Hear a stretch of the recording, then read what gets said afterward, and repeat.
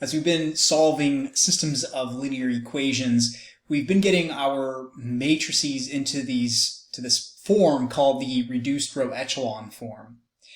There's actually two forms. There's the row echelon form, or the REF. That stands for, and we'll soon see, this stands for row echelon form.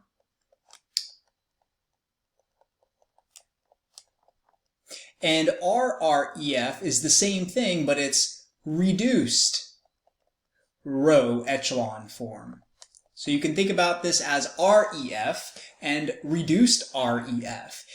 And just as a reminder, the goal when we are reducing a matrix, we want to solve some sort of system of linear equations. And in the context of linear algebra, there are many, many reasons we do this. It's not just to solve for x, y, and z, although that's the purpose of it, but there are grander events taking place and reasons for which we do this. Now, so often we want to solve a system of equations. In a one solution case, we notice that each row has exactly one leading one and zeros everywhere else.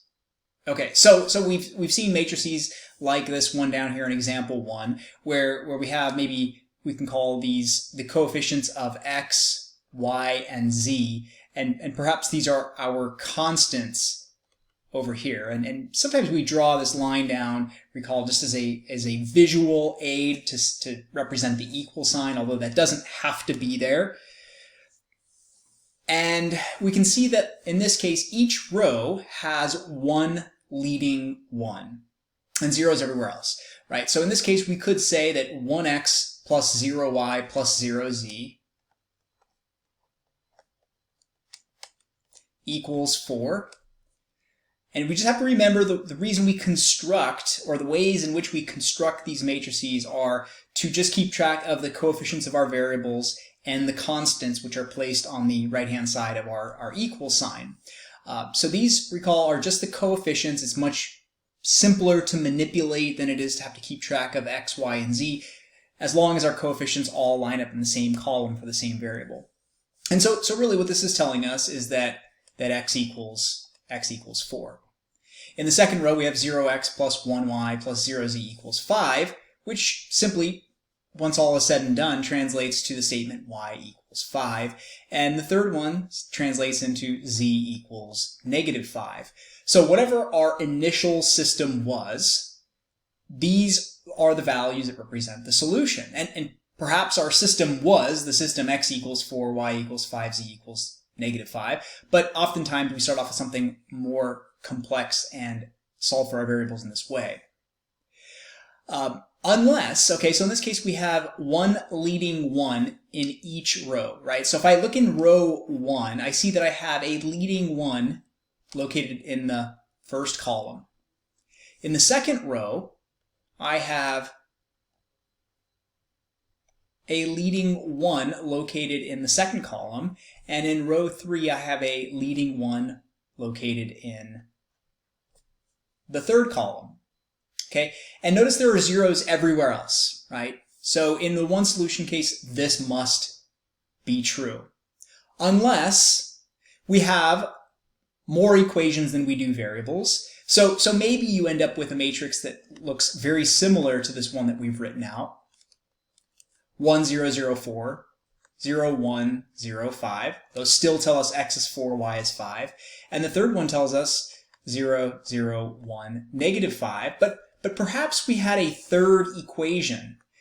Now, we don't have any other variables, so it would not make sense if I had, say, 0, 0, 1, and then any value here. Let's just put a 0 there. Well, that would imply that this system has two different values for z. Z is -5, and z has to be 0. But that's a contradiction. Z can only take on one value or infinitely many of them. So that means that if there's more equations than variables and there's just one solution, then this row would have to entirely zero out. The way we might imagine this is a 3-variable system. We have 4 planes that all intersect, but they just happen to intersect at exactly the same point. So let's just say we looked at 4 planes, and I'm just going to look at them dead on from the side, and maybe what they look like is they look like this. Now these look like lines in 2 dimensions, but let's pretend that these are planes that kind of just go on infinitely, but they intersect in this one spot. Well, they still intersect at the point x equals 4, y equals 5, z equals -5, but that third plane just happens to pass through that exact same ordered triple, 4, 5, -5. Now you can also think about this as lines in 2 dimensions. Lines in 2 dimensions, you could have more than 2 equations, although we only have 2 variables, x and y. There's that intersection point, but I could have a third equation that also intersects these 2 lines at exactly that same point. So if we have more equations and variables, in those cases we may have rows of zeros, but still it will be the case that there will be exactly one leading one in all rows, except in the rows that exceed the number of variables. In this case, we only have 1, 2, 3 variables, so the first 3 equations have leading ones, but then this one is the 4th equation. This is the 4th equation, and it has to result in all zeros in that row, because otherwise we'd have a contradiction. There's also the situation where maybe we have infinitely many solutions.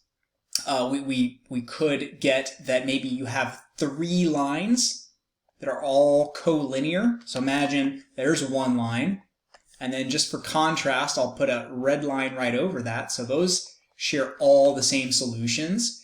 And then I'll put a line on top of those 2. And so these 3 lines are exactly the same. They may have infinitely many solutions. That matrix may look like this. Let's say we have x, y, and then constants. And maybe this comes out to 1, 1, 5, and then in that case the other ones would have to zero out, right? Because the first row represents that line x plus y equals 5, or x plus y equals -5, whatever we want it to be. And so in that case every other row would have to have zeros. Okay, so you cannot have, the point is here, you cannot have a leading one in the same position in more than one row. Okay, here's an example of something that's in reduced row echelon form as well. This one actually does have infinitely many solutions. And then I wanted to point out the structure of ones will be a perfect staircase if you have exactly one solution. So notice that it's kind of like we have a staircase starting here. And if you kind of imagine that what I've drawn here is a staircase, the steps are all the same length. But in this situation, notice that every row has exactly one leading one, except in this case the third row, which doesn't have any leading ones. And this still follows a staircase of ones, but we notice that one of the steps is twice as long as the step below it. But this system tells me that x equals 4, z equals 6, and it gives me no information about y, right? In fact, if we look at the second column, which represents the y column, notice that y has a 0 coefficient. So 0 times anything is going to be 0, and therefore y can be any number. Y equals any real number, right? Because it'll make all 3 equations true regardless of what number of y what number you plug in for y. Okay, so this basically forms the premise for what we call row echelon form. Okay, row echelon form has to meet the following requirements. This is just a definition. Okay, all 0 rows, if any, are at the bottom of the matrix. So this guy here is certainly in row echelon form, as it satisfies criteria 1. If there are any 0 rows, they have to be down at the bottom. A leading 1 in any row is to the right of every leading 1 in rows above it. Okay, so for the first row, that leading 1 in both cases is in the first column. And then in the second row, notice that the first leading one is to the right of this leading one, right? It's second row, it's to the right of it. It's in the second column. And then in the third row, that leading one is to the right of all leading ones in the rows above it, right? It's to the right of this guy, it's to the right of this guy. There's our leading one in the third row. This next one is also in row echelon form as far as criterion 2 is concerned. A leading one in any row is to the right of every leading one in rows above it. Okay, so there's our leading one in the first row. In our second row, the leading one occurs in column 3, which is certainly to the right of the leading one in row 1. Now, row 3 doesn't have any leading ones, but that's our row of zeros. And all zeros, there are all zeros below a leading one. So notice that below this leading one, there's a 0 there, and there's a 0 there. Below this leading one, there's a 0. Now, here's a leading one as well, but there's no more rows, so we kind of lucked out, and if you're on your last row, then there's nothing below it. So criteria 3 doesn't matter in that case. But notice here, example 2, this also satisfies row echelon form criterion 3 because there's our leading one, there are zeros below it. Now, here's in row 2, the leading one is located in column 3, but below it is also a 0. Now, as we looked at the case where in that fourth equation, if we had a 1 back here, you might remember I put a 1 and a 0 here. That is not in row echelon form, and that 1 below this leading one causes that violation. So all 3 of these things must hold true to be in row echelon form. But up here, I'm writing that these are in reduced row echelon form, RREF. Well, as it turns out, there is going to be one more requirement for us to be in RREF. Okay, so all 3 of these criteria are met in example 1 and example 2. Look at this matrix right here. Again, let's pretend these are coefficients for 3 variables, x, y, and z, and are constants. So this is in row echelon form. Let's check. All 0 rows are at the bottom of the matrix, okay, if there are any, and okay, there we go. A leading one in any row is to the right of every leading one in rows above it, okay? So there's our leading one, right? In row 1, our leading one is the first one that we come across. In the second row, our leading one is certainly to the right of the leading one in the first row. And there are all zeros below a leading one. So here's a leading one, zeros below it. In row 2, our leading one is here, there's a 0 below it. So we've satisfied all 3 criteria. But this system isn't technically solved because the first row says that x plus z equals 10, and the second row says that z is equal to 6. So while this is in row echelon form, it doesn't really achieve our goal, which remember, back at the top, our goal is we want to solve a system of linear equations. And we can look at this and say, well, sometimes we get more than one 1 in a row if there are infinitely many solutions, but I see that if x plus z is 10, and z is known to be 6, then I could just kind of logically deduce that x plus 6 equals 10, therefore x would have to equal 4, right? You could even say plug in 6 for z and solve for x, which gives us positive 4. Okay, so this is in row echelon form, but it is not in what we call reduced row echelon form. To get this into reduced row echelon form, and we'll lead to that definition next. To be in reduced row echelon form means you're not only in row echelon form, there are those 3 REF criteria, but also there are zeros above a leading 1. Criterion 3 said there are zeros below a leading 1, but to be in RREF, there are zeros also above a leading 1.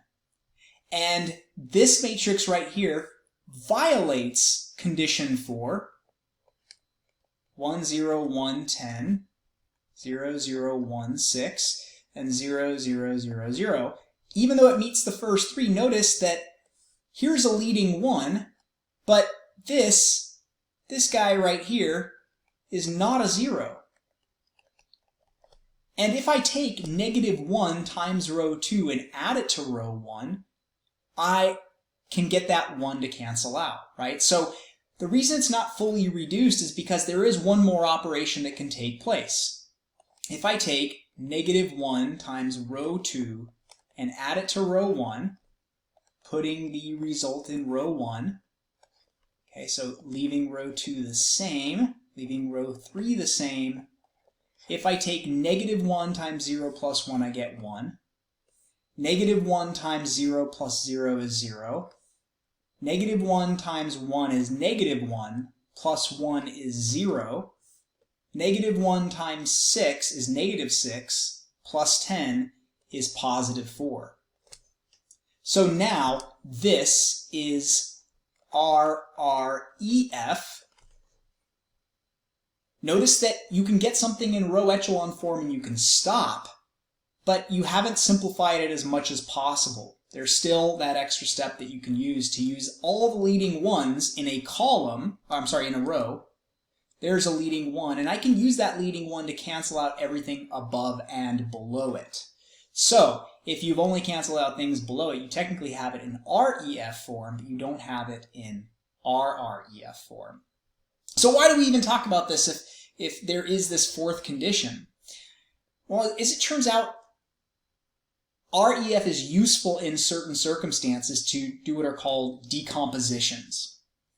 And we'll see decompositions later on in the course, but for now, the key here is that RREF leads to a unique answer. And we've seen this when we put this into a matrix calculator and we press the RREF button, we all get the same answer. It didn't matter what order we input. The equations, right, if I put in x plus y equals 5 and then x minus y equals 10 versus x minus y equals 10 and then x plus y equals 5, I still get the same answer in RREF. But REF may come up in infinitely many different ways. Okay, so as I mentioned, this REF is useful for other reasons that we won't go into here, but there's something called like a UV decomposition. There are other kinds of decompositions as well. But what a REF might look like in kind of this, I don't know, pretty traditional form is something like this, where you maybe have 1s in a 3x3 matrix. You have zeros below it. Already we're in REF format, right? Because of the fact that we have one in every leading row, or one leading 1 per row. There are no rows with zeros in it, so this first condition doesn't really apply here. But if I put other values here other than 0, like 5, 6, 4, then notice that that's in violation of condition 4, but because there are zeros below every leading 1, it's still in REF form. Now this has what we call an upper triangular structure. Notice that it's a triangular, that's triangular in the upper portion of the matrix. And so this is in REF form. It is not in RREF form. It has not used the 1 here to cancel out this 5 and the 1 here to cancel out the 4 and the 6. But if we took that extra mile, then we would be in reduced row echelon form. So it's just important to be aware of these things and to be aware of the conditions that we're actually satisfying when we go through this process.